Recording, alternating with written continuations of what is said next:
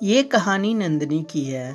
ऐसे तो नंदिनी एक छोटे फैमिली से बिलोंग करती थी, परंतु एक छोटे से ऑफिस में वो जॉब भी किया करती थी। उसी के ऑफिस में एक विनोद नाम का व्यक्ति भी जॉब करता था। विनोद नंदिनी को बहुत ज़्यादा पसंद करता, परंतु उससे कहने से डरता था। एक दिन मौका पाकर, नंदनी, मैं तुमसे बहुत प्यार करता हूँ और मैं तुमसे शादी करना चाहता हूँ। क्या तुम भी मुझसे प्यार करती हो? नंदिनी जब इस बात को सुनती है तो बोलती है, विनोद ये कैसी बात कर रहे हो? मैं प्यार तो तुमसे बहुत पहले से करती थी, परंतु मुझे डर लगता था कि तुमसे कैसे बोलूं। जब इस बात को विनोद सुनता है तो बहुत ही खुश हो जाता है और विनोद नंदिनी से बोलता है, तो चलो हम दोनों शादी कर लेते हैं। और इस तरह विनोद और नंदिनी की शादी हो जाती है। दोनों खुशी खुशी रहने लगते हैं। एक दिन विनोद नंदिनी को एक गिलास से भरा जूस उसे देता है और बोलता है, नंदनी, ये लो तुम जूस पी लो। काफी थक गई हो आज। हाँ जानू, आज थक तो मैं गई हूँ, लेकिन कोई बात नहीं, आपको देखने के बाद सारी थकान खत्म हो जाती है। अरे पागल, बातें बाद में, पहले ये लो जूस पियो। और इस तरह नंदिनी वो जूस पीकर तुरंत सो जाती है। तभी नंदिनी के घर एक आदमी आता है जो विनोद से बोलता है, और भाई, काम हो गया है मेरा? हाँ भाया, काम हो गया है तेरा, जा।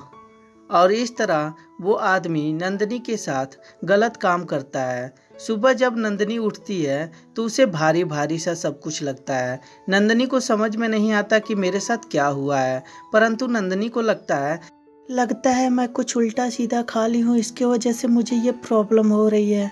और ये सोचकर नंदिनी अपने आप को इग्नोर कर देती है। अगले दिन उसका पति फिर से उसे गिलास से भरा हुआ जूस उसे देता है। नंदिनी फिर से पीकर जूस सो जाती है और फिर से उसके साथ गलत काम होता है। धीरे धीरे समय गुजरता जाता है। एक दिन नंदिनी सोचती है, ये भगवान, ये मेरे साथ क्या हो रहा है? मुझे कुछ समझ में नहीं आ रहा है। लगता है मेरे साथ कुछ ना कुछ गलत होता है, परंतु विनोद मेरे साथ बेहोशी की हालत में या नींद की हालत में क्यों कुछ करेंगे? लगता है कुछ और बात है, मुझे पता करना होगा। और ये सोचकर नंदिनी अगले दिन जब उसका पति जूस लाकर देता है, ओ डार्लिंग, क्या हाल है तुम्हारा? जी ठीक है, आप कैसे हैं? मैं भी ठीक हूँ। तुम्हारा तबीयत आजकल कुछ ज़्यादा ही खराब दिख रहा है। हाँ, वो पता नहीं क्यों मुझे बहुत सर भारी रह रहा है और पेट भी दर्द करता है। ठीक है, तुम चिंता मत करो, ये लो जूस पियो और आराम से आराम करो।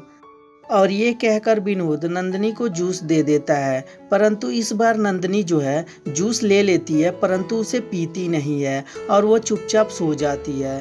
तभी थोड़ी देर में एक आदमी आता है उसके कमरे में और उसके बगल में आके सो जाता है। नंदिनी को समझ में आ जाता है कि कोई मेरे बगल में आके सोया है। नंदिनी तुरंत उठकर खड़ी हो जाती है और तभी देखती है कि वो आदमी कोई और नहीं बल्कि विनोद का छोटा भाई रहता है। तभी नंदिनी बोलती है, ये क्या बदतमीजी है? क्यों मेरे कमरे में आए हो तुम? और रोजाना आते हो ना मेरे कमरे में। अरे भाभी, भाभी प्लीज मुझे माफ कर दीजिए, मेरी कोई गलती नहीं है।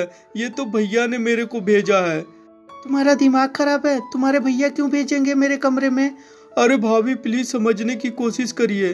भैया से कभी वंश जन्म नहीं ले सकता, इसीलिए वो मुझे भेजते हैं। मैं बहुत ही घुट घुट के आता हूँ भाभी। नंदिनी इन बातों को सुनकर समझ जाती है कि मेरी यहाँ पे कोई इज्जत और कोई अहमियत नहीं है। बेचारी नंदिनी अपने घर लौट जाती है। तो दोस्तों, कैसी लगी ये स्टोरी हमें कमेंट करके ज़रूर बताएं। अगर जो स्टोरी अच्छी लगी हो तो कृपया लाइक कर दें और हमारे चैनल को सब्सक्राइब करते समय घंटी भी ज़रूर दबा दें। और हाँ दोस्तों, अपने दोस्तों के साथ शेयर भी ज़रूर कर दें। धन्यवाद दोस्तों।